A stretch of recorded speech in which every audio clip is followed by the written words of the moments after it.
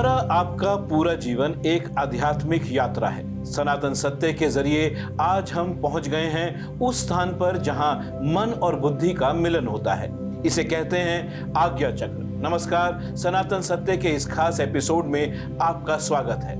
आपके साथ मैं हूं आशीष महर्षि और मेरे साथ जुड़े हुए हैं पायलट और रिसर्चर कैप्टन अरविंद सिंह जी। अगर आपने आज्ञा चक्र की ऊर्जा को बैलेंस कर लिया तो समझिए आपके जीवन में निश्चित तौर पर बहुत ही सकारात्मक बदलाव दिखेगा, जिसे आप खुद महसूस कर सकेंगे। तो आइए बिना देर कैप्टन अरविंद सिंह के साथ जानने की कोशिश करते हैं कि आज्ञा चक्र के बारे में हमें क्या ज्ञान देने जा रहे हैं। अरविंद जी, क्या इसका जो हम आज्ञा चक्र कह रहे हैं, इसका कोई ब्रेन से कनेक्शन है या नहीं है, और इससे क्या कोई हमारे ब्रेन में कोई प्रॉब्लम्स भी हो सकती हैं? लोग जानना चाहते हैं इसके बारे में। सबसे पहली बात, ब्रेन से कनेक्शन तो हमारी हर स्थिति और हर एक चक्र और हर एक ऑर्गन्स की और जो ग्रंथियां हैं उनकी है, परंतु इस आज्ञा चक्र की विशेष तौर से एक संबंध है। हमारे मस्तिष्क में एक ग्रंथि है जिसको पिट्यूटरी ग्लैंड कहते हैं। जो आज्ञा चक्र है, इसका सीधा संबंध उसी ग्रंथि के साथ हुई है। मतलब ये कहाँ होता है, शरीर में कहाँ होता है आज्ञा? ये मस्तिष्क के बिल्कुल बीच जो ये स्थान है, दोनों आइब्रोज भावों के बीच का स्थान आज्ञा चक्र का स्थान है। और इसकी जो पहचानने की विधि है कि ये दिखता है बिल्कुल कमल की दो पंखुड़ियों के बीच अगर आप हीरे को रख दो, ऐसी शेप इस आज्ञा चक्र की मनुष्य के शरीर में पाई जाती है। थर्ड आई भी कहा जाता है, क्यों कहा जाता है थर्ड आई? इसके पीछे कई कारण हैं। थर्ड आई, इसे आज्ञा चक्र को इसलिए कहा जाता है क्योंकि इससे आपको इंट्यूशन करने की, पूर्वाभास करने की शक्ति शरीर के अंदर पैदा होती है। मतलब इसका मतलब क्या हुआ? जैसे आप किसी कार्रवाई को अंजाम देने जा रहे हैं, अंग्रेजी में जैसे कहते हैं स्टे ऑन टास्क।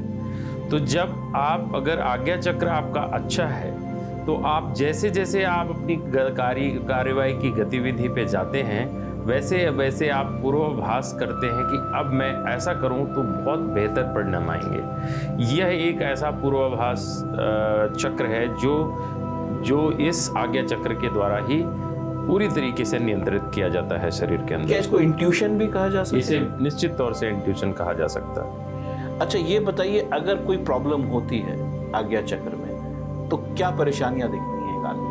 जैसे कि हार्मोन्स का, क्योंकि यहाँ से पूरा संचालन हार्मोन्स का है। माइग्रेन से रिलेटेड जो बीमारियां हैं, आँखों से रिलेटेड जो संबंधित जो बीमारियां हैं, श्रवण की, सुनने की जो बीमारियां हैं, ये सारी जो शरीर की बाधाएं हैं, ये अगर आपका आज्ञा चक्र अच्छा नहीं होगा तो निश्चित ही इस ऊर्जा की कमी इन सारे शरीर की बीमारियों में प्रतिपादित हो सकती है। करना क्या चाहिए? अगर इतनी बड़ी बड़ी बीमारियां अगर आपको प्रॉब्लम्स दे सकती हैं तो आपको करना क्या चाहिए? हमारे पास थर्ड आई को, जो हमारा अजना या आज्ञा चक्र है, इसको प्रबल करने के लिए एक बड़ा सरल उपाय जो हमारे सनातन धर्म के अंदर देखा गया है, वो है ओम का उच्चारण। परंतु ओम का जो उच्चारण है उसे आप किस प्रकार से करते हैं? कई सारी ऐसी विधियां हैं, कई मुद्राएं हैं जो आँखों की, जिसे कसरत आप कह सकते हो, उससे भी इसको अच्छा प्रबल किया जा सकता है। परंतु जो ध्वनि है वो ओम शब्द की उच्चारण से बहुत जल्द इस चक्र की ऊर्जा के क्या आप हमारे दर्शकों के लिए ओम का करेक्ट प्रोनाउंसिएशन या करेक्ट उच्चारण वो आप करके दिखा सकते हैं? निश्चित ही दिखाएंगे। और इस पे समझने का प्रयास ये करें कि हम जब ओम का उच्चारण करते हैं तो इसका अधिक भाग नाभि से इसका उच्चारण होना चाहिए। जैसे कि मैं अभी कुछ बार, यानी कि इसे समझाने के लिए मैं प्रयास करूंगा कि 6 से 8 या 10 बार इसको करने की कोशिश करते हैं। जैसे कि हम शुरुआत इसको करते हैं, लोग ओम कहते हैं, ओम नहीं कहा है। इसे बहुत ही अच्छी प्रकार से भली भांति इसका उच्चारण करने के लिए पहले आ शब्द आता है, उसे आप गौर कर सकते हैं। जैसे कि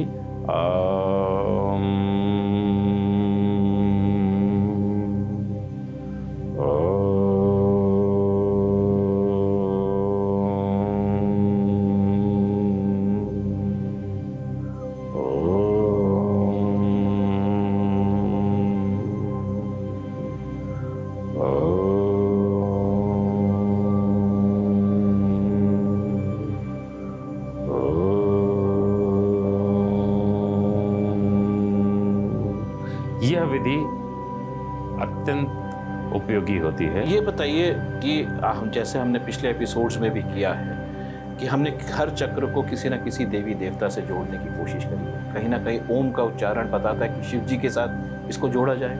निश्चित ही आज्ञा चक्र शिव जी का स्थान है और बहुत ही प्रबलता से ये शिव जी की जितनी भी स्तुति और मंत्र हैं और जितनी भी पूजा की पद्धतियां हैं, अगर आप उन्हें करते हैं, उनका अनुसरण करते हैं, आपका आज्ञा चक्र प्रबल होगा।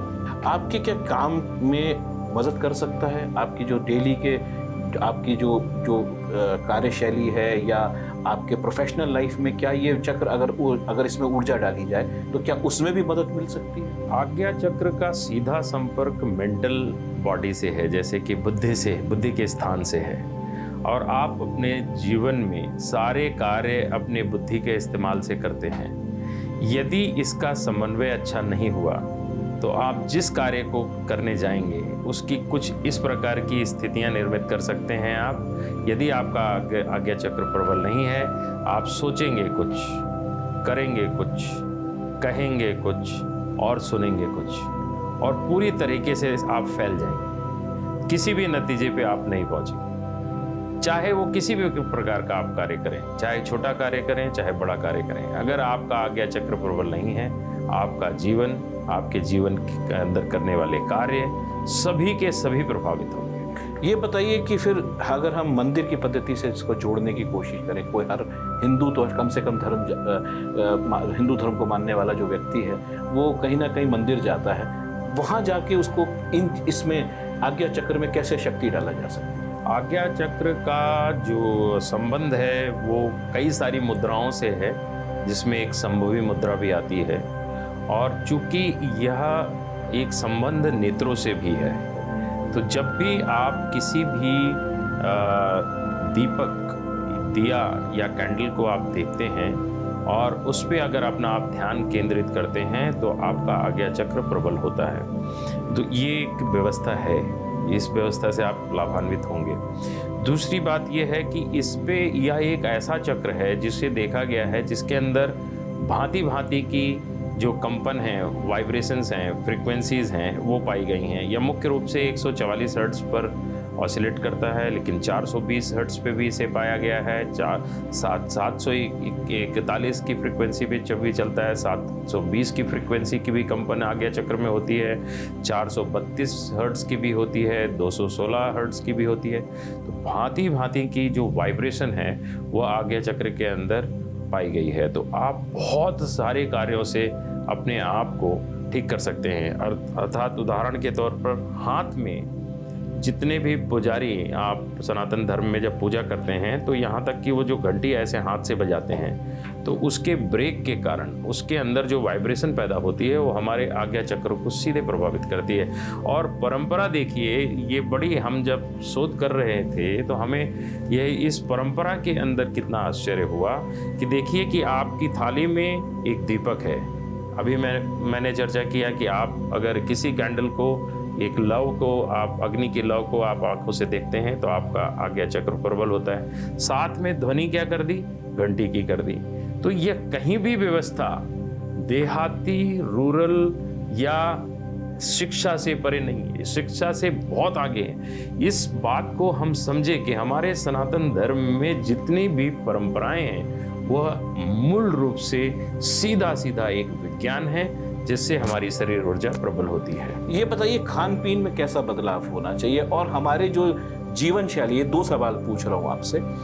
एक तो खान पीन और दूसरा हमारी जीवन शैली। ऐसी कौन सी हमारी जिसे कहा जाए कि हम ऐसे कौन से गलत काम कर रहे हैं अपनी जीवन शैली में जिसकी वजह से हमारा इस चक्र पर असर पड़ रहा है? लाइफ स्टाइल है कि हमारा जो भोजन, हमारा जो खाने का तरीका था, जो हमारे पूर्वज, जो हमारे समाज में, सभ्यता में जो खाने के तरीके थे उनमें विशेष ध्यान दें।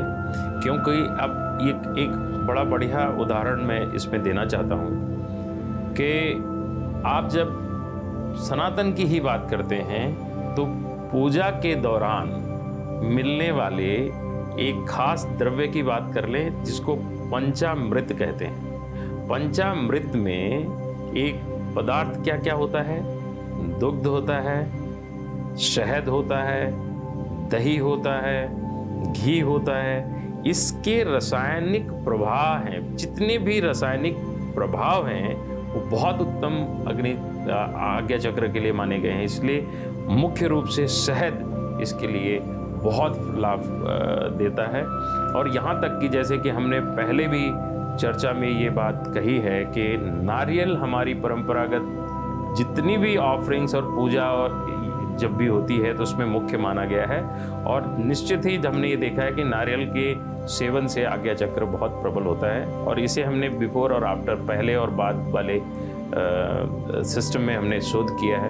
आप अखरोट खाएंगे तो भी आज्ञा चक्र मजबूत होता है, आप अंगूर खाएंगे तो भी आपका आज्ञा चक्र मजबूत होता है। अगर हम हमारे देश के उस रूरल भाग पे जाएं तो आप देखेंगे परंपरागत कई महीनों में वो तिल के लड्डू या ये चीज कुछ पदार्थ बनते थे जिसकी कोई पूजा होती थी, कोई एक विशेष पर्व होता था, उसमें वो लड्डू बनाए जाते हैं। तो जितने भी फ्लैक्स सीड्स और लड्डू हैं उनके अंदर भी ये गुण पाए गए हैं कि उसके खाने से, सेवन करने से आपका आज्ञा चक्र मजबूत होता है। आपने देखा कि किस तरीके से अरविंद सिंह जी ने बताया कि हाँ, जबरदस्त चीज है। आप अगर खान पीन ठीक रखें, आप अगर पूजा पाठ ठीक रखें, आप अगर ध्यान केंद्रित करें, सिर्फ एक लॉ के ऊपर अगर आप ध्यान केंद्रित करते हैं तो उसी से आपका ये चक्र जो है उसमें शक्ति आ सकती है, उसमें ऊर्जा आ सकती है। अब अरविंद सिंह जी मेरा आज्ञा चक्र नापेंगे, देखेंगे कहीं कोई दिक्कत तो नहीं है इसमें।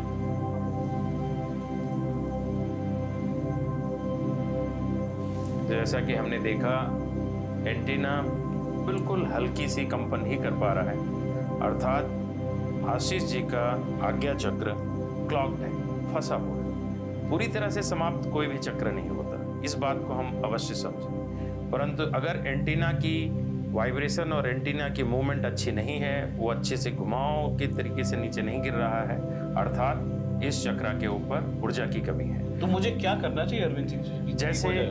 जैसे कि हमने चर्चा की, आज हम यदि ओम का उच्चारण अच्छी प्रकार से करें और कम से कम 11 बार करें, उसके पश्चात आपके आज्ञा चक्र को हम पुनः जांच करें। तो मैं कोशिश करके देखता हूँ, ओम का उच्चारण करूंगा। पहले इनसे सीखूंगा कि ओम का करेक्ट और उच्चारण जो है वो क्या है। ओम को उच्चारण करते समय हम यह ध्यान रखें कि अधिक से अधिक ध्वनि हम नाभि से पैदा करें, अंदर से पैदा करें, और उसके कंपन में उतार आराम से हो और शुरुआत आ से हो। ओम ऊ से नहीं होता, आ ऊ ऐसे इसका उच्चारण होता है। तो हम इसको करने के प्रयास करते हैं।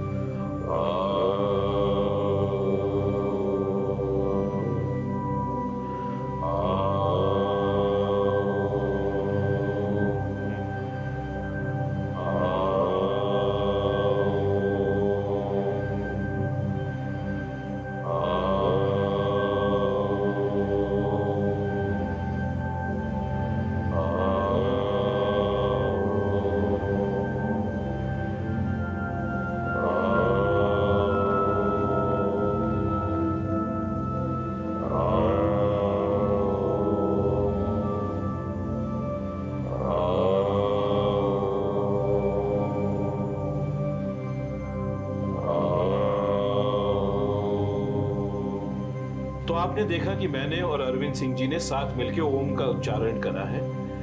देखते हैं कि क्या उस उच्चारण से कुछ फर्क पड़ा है या नहीं।